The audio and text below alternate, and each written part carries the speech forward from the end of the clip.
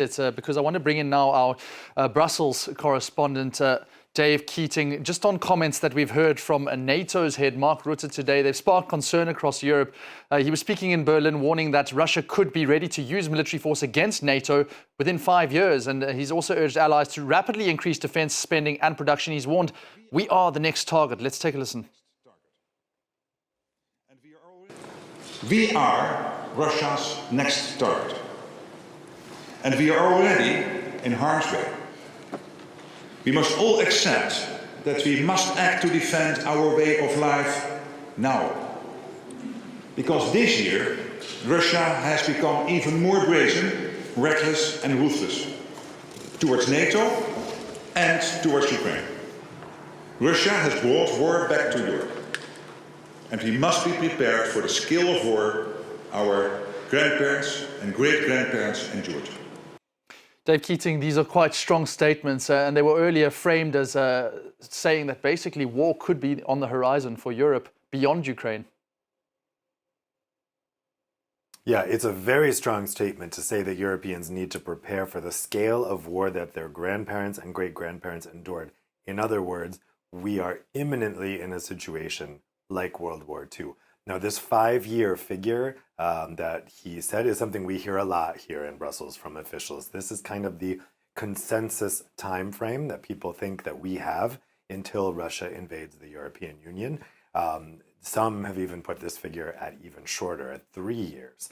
So the purpose clearly here is to put a sense of urgency with the public, because when you talk to policy officials and politicians, there is a consensus, I think, that Russia is at least thinking about invading the European Union.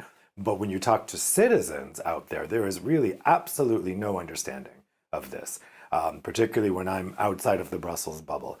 People are not really, a lot of people just don't believe these claims. So I'm not sure that Rutte's speech today will be able to convince the Europeans that don't believe this, that believe that this is fear-mongering, that this is spending that's meant to benefit the U.S. military-industrial complex and things like that. I hear that quite often.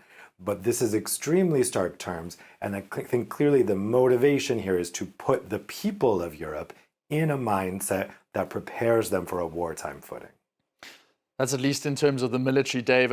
EU states have also been outlining ways in which they can at least clear the hurdles for those frozen Russian assets, up to 200 billion euros, which would at least go some way in terms of helping Ukraine in its effort. It has been blocked by Hungary, but now today there has been, as I mentioned, something in terms of a development. Yeah, there has been a breakthrough today. We're not at the end of the line here in terms of getting the frozen Russian assets to Ukraine, but a big hurdle was cleared today when the national governments decided to use this very specific clause in the EU treaties that allows countries to be outvoted. Now, normally on foreign policy issues, you have to have unanimity. That is, any country can veto. And not only are we looking at Hungary certainly vetoing any use of these funds, but also Belgium is now worried that of the legal repercussions of the use of these funds, since most of the funds are here in Belgium. What they did today was agree to use the specific instrument that means that countries cannot veto. So that means that this clears the hurdle that Hungary and also Slovakia, the two Russia-friendly governments in the EU, won't be able to veto the continuation of the freezing of those assets so that they would go back to Russia before the EU is able to confiscate them and give them to Ukraine. However, Belgium is still not agreeing to this. The Belgian Prime Minister, Bart de Wever, is still saying that he's worried that a successful Russian legal challenge will leave Belgian taxpayers on the hook for this in the years to come if Russia succeeds in the war and then is able to prosecute this in the international courts. He says he needs cast iron guarantees from the EU that if that happens, EU taxpayers as a whole will have to pay for that, not just Belgian taxpayers. They've been working today on trying to give some guarantees on that front, but so far we have not heard from the Belgians that they're relenting. It's going to have to be something that's settled next week at the summit of EU prime ministers and presidents, when the other leaders will press upon Prime Minister de Wever himself in person at that summit here in Brussels.